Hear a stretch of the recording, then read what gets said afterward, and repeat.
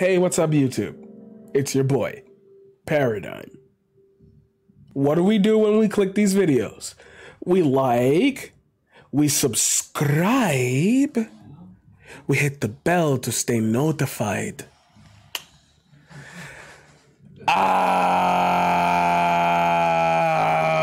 hearing good things about Kyle Rittenhouse. Strange. Don't know what's going on. So the man hit Big Tucker. That man on Big Tuck. I want to know what Big Tuck got to say in revelation to Mr. Kyle Rittenhouse. I would like to know, so I'm find out.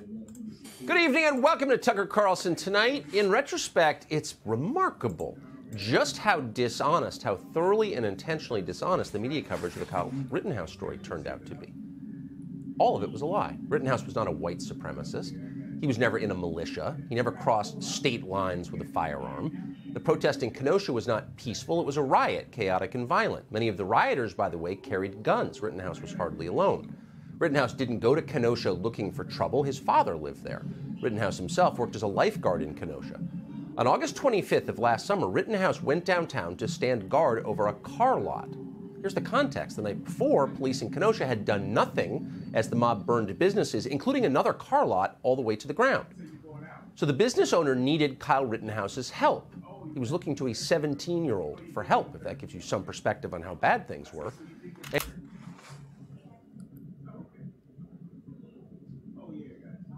Is he dead ass? Is he serious? What? And he asked for it. Wait. As Rittenhouse stood there. He just justified. It was so bad I had to ask a teenager to come, like, and I know, like,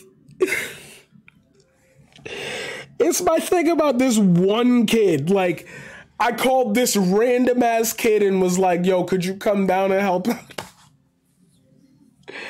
Like, beyond a shadow of a doubt, whatever influences this kid had in his life to get him all the way to thinking this was the proper choice to make instead of staying on, like, Xbox all night is beyond rationale for me. Because I could have sworn I just heard a few months ago, like, if kids didn't want to have trouble with guns, they shouldn't be carrying them, etc. And, like, if the police tells you to drop the gun, he should have dropped it there. What was he doing outside at night? Where are his parents? All that shit. It's like, it really be one fucking thing for, like, black people and a whole nother thing for white people. And I don't see how people don't see that. Like, I don't see how people don't get that. And I remember seeing something about him saying that he was, like, in support of Black Lives Matter, and, like, conservatives all across the board were, like, mad as fuck. But that's so weird. That's such an interesting justification out of his mouth. And just his mouth. Like, I'm gonna be so charitable. I'm gonna say no one's ever done that. Just him. The rioters threatened his life. Then they attempted to kill him. In the end, Rittenhouse shot 3 attackers as he tried to run to the safety of the police. A number of media outlets claimed the men Rittenhouse shot were black. In fact, all 3 were white, and all 3 had serious criminal records. I never remembered.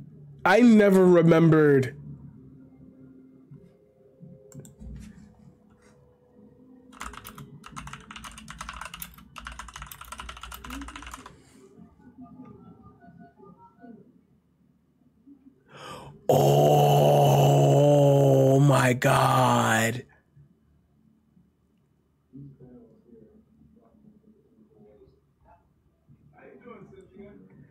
Oh no, that's what it is.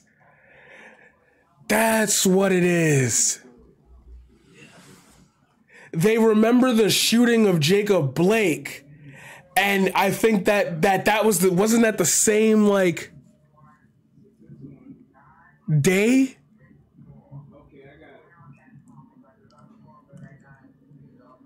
Yeah, I know they all messed it up. All right. Okay. Oh, that's why people are saying that. See, it took me 3 seconds to figure that out. So the media never said that. We associated Black Lives Matter. Oh, he shot 3 Black Lives Matter protesters, and people thought in their heads that only black people. National television, and he's a fucking liar. National television, and he's a fucking liar. Now, for those of you who agree with Tucker Carlson, you'll find some way to spin and say, I cherry picked this one thing. But, like, how deep do you want this to go? Because he's basing his, I'm assuming, interview on this beginning monologue. We could go on. Again, the media coverage was, from beginning to end, a tapestry of lies. If you watched the trial last week, you know that. But what about Kyle Rittenhouse himself? What is he like? Apart from his testimony in court, few Americans have ever heard his voice. Over the next hour, we're going to let Kyle Rittenhouse speak for himself. You can make up your own mind what you think. But before we start, one observation, which you can't resist making. It's hard to ignore the yawning class divide between Kyle Rittenhouse and his many critics in the media. Rittenhouse comes from the least privileged sector of our society. During high school, he worked as a janitor and a fry cook to help support his family. Last year, he got into college at Arizona State, and he's very proud of it. In the world Kyle Rittenhouse grew up in, it is not a given that kids go to college. It's not even close. During the course of our long conversation, Kyle Rittenhouse struck us as bright, decent, sincere, dutiful, and hardworking. Exactly the kind of person you'd want many more of in your country. He's not especially political. He never wanted to be the symbol of anything. Kyle Rittenhouse just wanted to keep violent lunatics from setting fire to cars.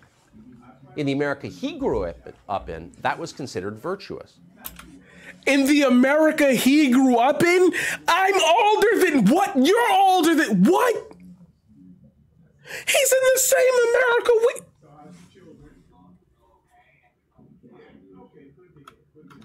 So if Rittenhouse seems a little bewildered at points during our interview, thinking back over the last year and what happened to him, that's probably why.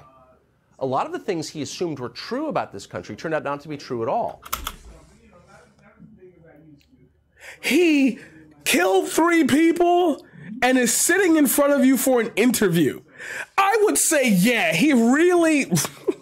I would say, yeah, he really has a scope on like how different things were than he was aware of, because he for sure thought like it's clipped for me, and now it's not clipped for me. Like, so in that way, he speaks for many of us. Here's Kyle Rittenhouse. So tell me, that's a dog whistle. That's a dog whistle. How? I'm going to explain it to you. Seems a little bewildered at points during our interview. A lot of the things he assumed were true about this country turned out not to be true at all. So in that way, he speaks for many of us. See how he dodges it? So in that framework, he speaks for a lot of us. But everyone would agree with that sentiment, left or right. So complaining about that would make you look dumb. For those of you who really see into the message, you get what he's trying to say. For everyone that overlaps, that just listens to him and ingests his words, is like, okay, that's cool. That's subtle.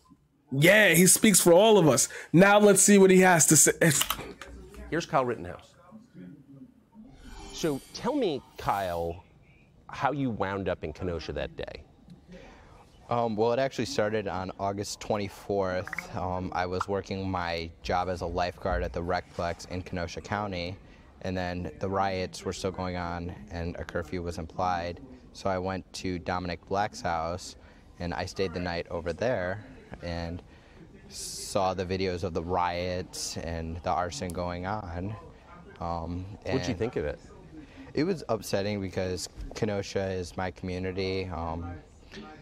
And I just was upset seeing my community up in flames. Yeah, I bet you were. So you're at your friend's house that night. You've come back from working as a lifeguard. Yes. And then you decide to go in. First, you're cleaning up graffiti, correct? Yes. So I say the night August 24th. We wake up in the morning and we're talking. We're like, let's go help our community. Let's go see what we can do. And we. Who the fuck Bronx who says that? Let's go help our community. They trained him nicely. Let's go help our community. Who wakes up after like chaos and it's just like, yo, let's go. Like, okay, so the Bronx did it, but the Bronx did it out of like respect. Like that's that. But nobody woke up and was like, let's go help out our community. They saw other people doing it and was like, copy. That's the wave right now. Like, we ended up at Rittenhouse Central High School where we were cleaning graffiti for a couple hours. Why didn't he just go home?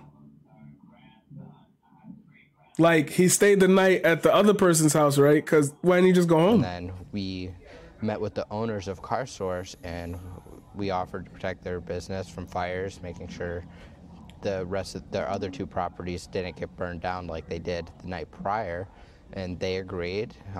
We came back. We went back to Dominic's house and hung out there for a little bit, and then we went to car stores to help protect the property and make sure it didn't set on fire again. So you get there. What do you see? When I get there, I see in the beginning People who own the car lot, I want to protect your cars, and they said, yes, please. I said, hey, if you, I asked if they needed any help, and they said, yes, if you can. Where were the police? I'm not sure really, because they have a hard job. For sure. But I didn't really think they got the support they needed. The National Guard should have been called August 23rd, but the city of Kenosha failed the community. You hear it, right? The governor, you hear it, right? Failed the community. That's the right. There it is. That's the media spin.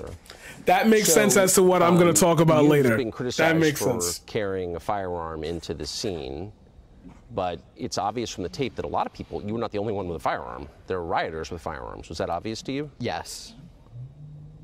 So you saw other people with guns? I did. There was a lot of people on both. Like, there were rioters with firearms. I remember one very distinctly. Joshua Zeminski was walking around with a pistol in his hand all that night with Joseph Rosenbaum. Where did you first see Rosenbaum?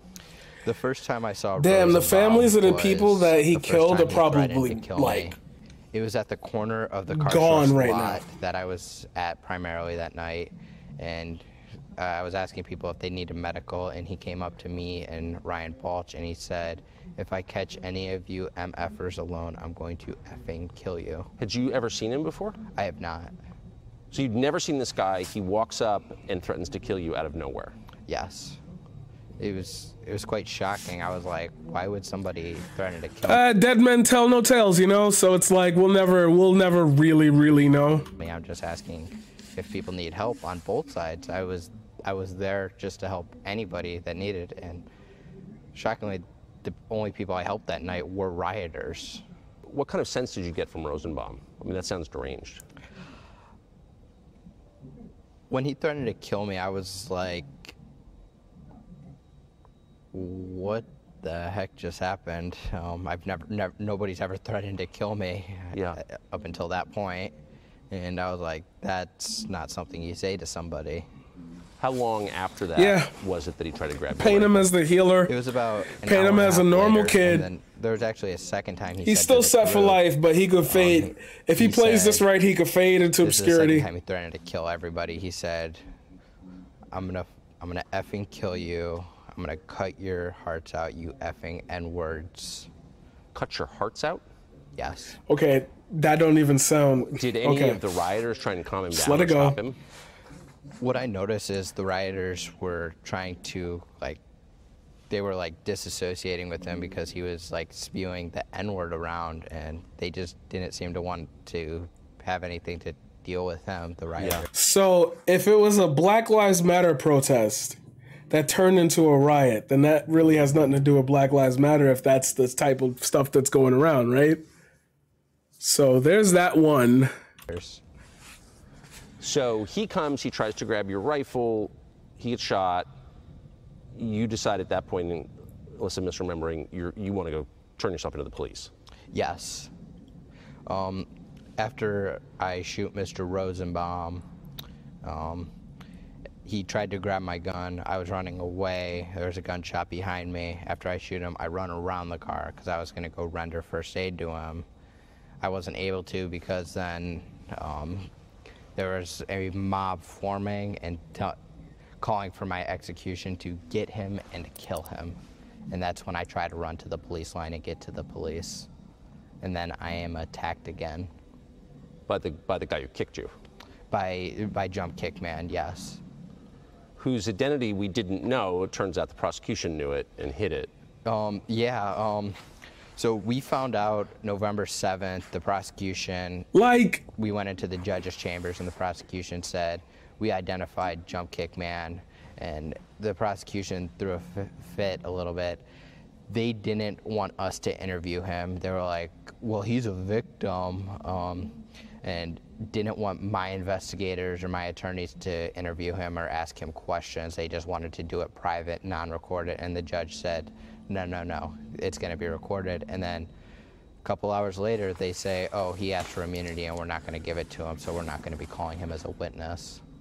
Yeah, well, probably didn't want to talk about his criminal record. Yeah. So did you, and it's like,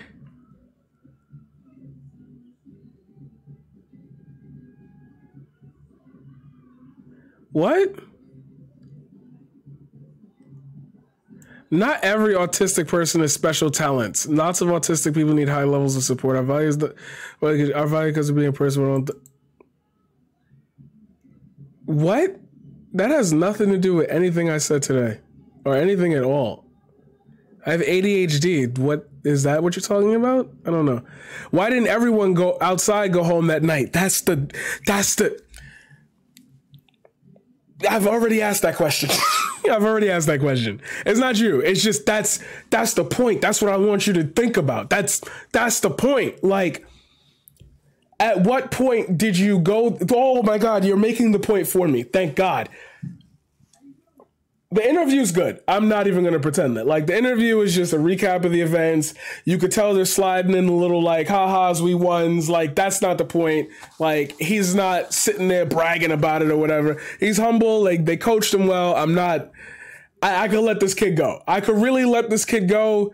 It's the fallout from him that we're going to have to go deeper into. That's the whole thing. But what I will say is, why didn't everyone go home that night? What situation would have devised your thought process to decide to want to be a part of that?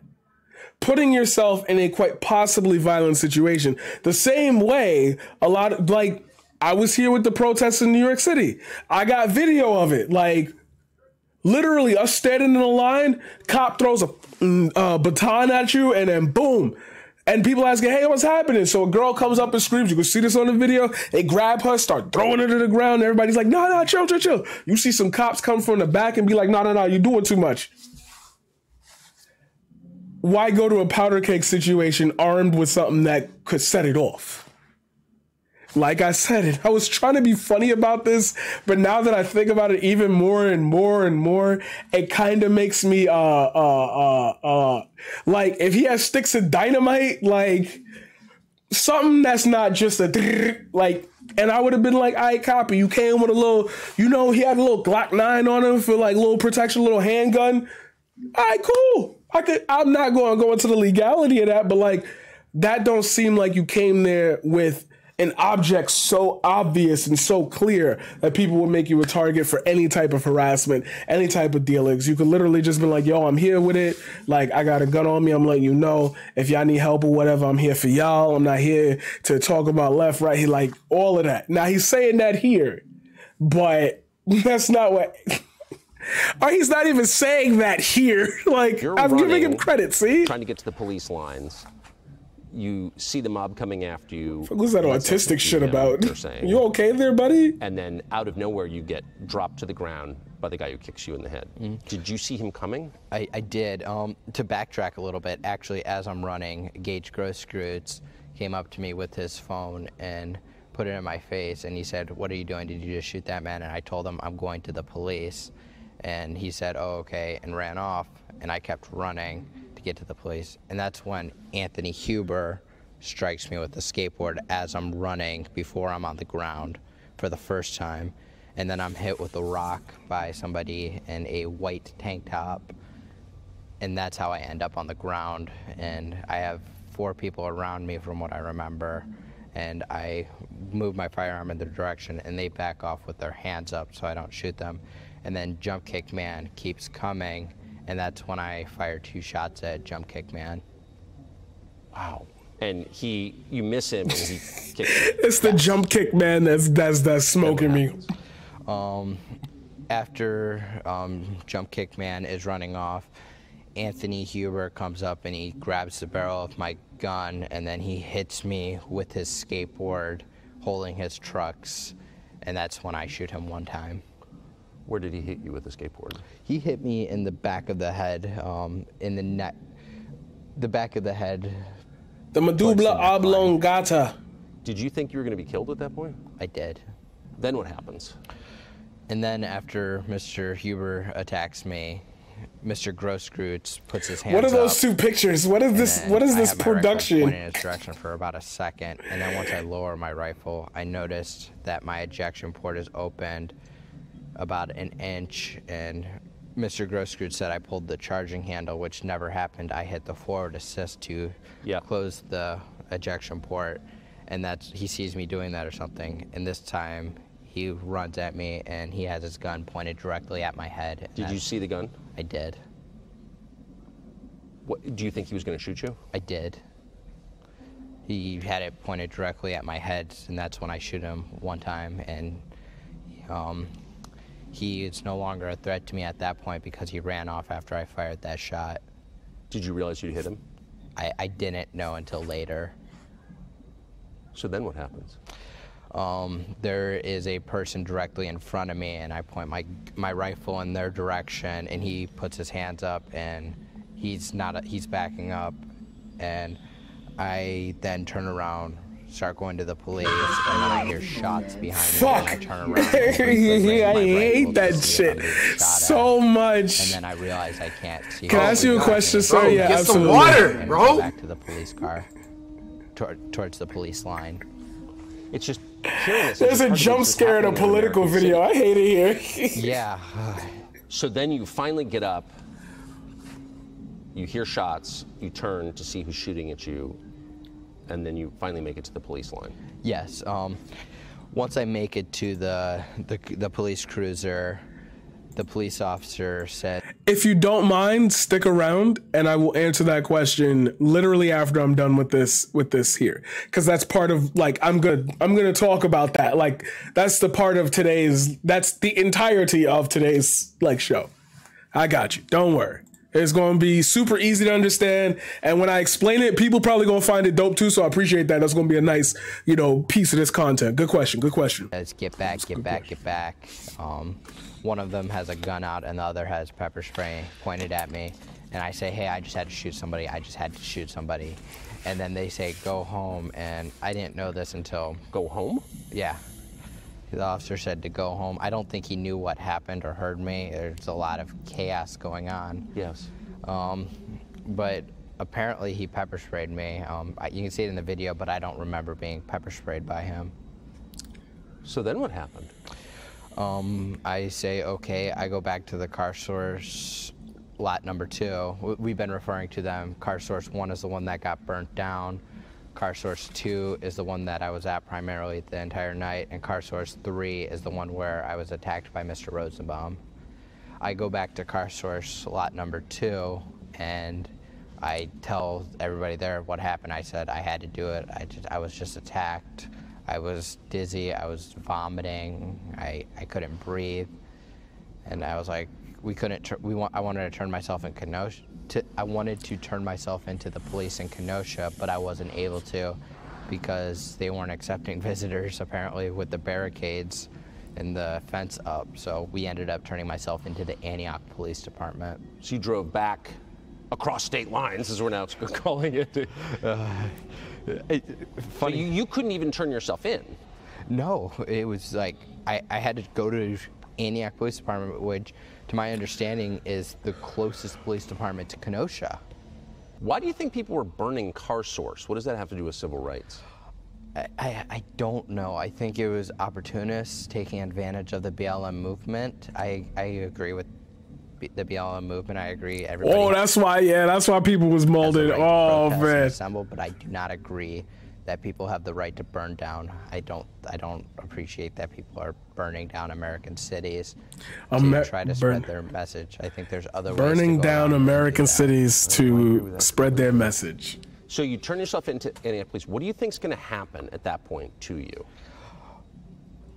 I didn't know. I was in shock. My head was spinning from being hit in the head multiple times. I had some minor injuries. I just didn't know. I didn't know I was going to be arrested for defending myself because everything was on video. But part of the reason I think I was arrested is because of the mob mentality. And they were like, oh, yeah, we're just going to arrest him, even though there was videos already out showing me being attacked and having to defend myself. Therein lies the key point to all of this. I'm glad I watched this with y'all for the first time, because therein, right there at this point in time, lands the key point. So when was it that you were arrested? I was arrested on August 25th at around 6 a.m. I'll answer that in a second. I was formally arrested without a criminal complaint being drafted. They didn't know what they were charging me with yet. They just arrested me. At home? At Antioch Police Department. What'd your parents say when you called them and told them what had happened? I didn't call my mom after I saw her, and she was in shock. She was like, she wanted to go into hiding, and I said, no, the right thing to do would be to turn myself in. I didn't do anything wrong. So you knew that from the very beginning? I knew that. A lot of people are like, oh, Kyle had time to meet with his attorneys to come up with this amazing defense of self-defense. No, that's not the case. This has been 100% self-defense from the beginning, and I didn't know there was 100 cameras. I knew but I did know I was attacked, and I defended myself. What do you think would have happened to you if there hadn't been the amount of video that there is? I can't even imagine. I don't think we'd be sitting here right now having this talk, Tucker. No, I think you would. That's for sure. I think you would. Never get out. Rittenhouse knows perfectly well the only reason he's free is because he can prove what actually happened thanks to those videos, but it didn't prevent him from going to jail anyway. He did for a longer period than most people understand. During that 80 days time, he picked up a couple of attorneys who said they would help him. In his view, they badly abused him and his family and their trust. I'll tell you a lot about that in just a minute, and about the prosecutors. Okay, that's interesting. That's interesting. That's interesting. That's interesting. Okay. All right. It's time for a dissertation. So if you're on YouTube, you're probably going to see this big video that's going to be like 30, 45 minutes. Thank you for sitting here and watching this with me. My takeaway from this is something that I have to get to in my dissertation. So there are going to be 3 parts to this. So yay, yay.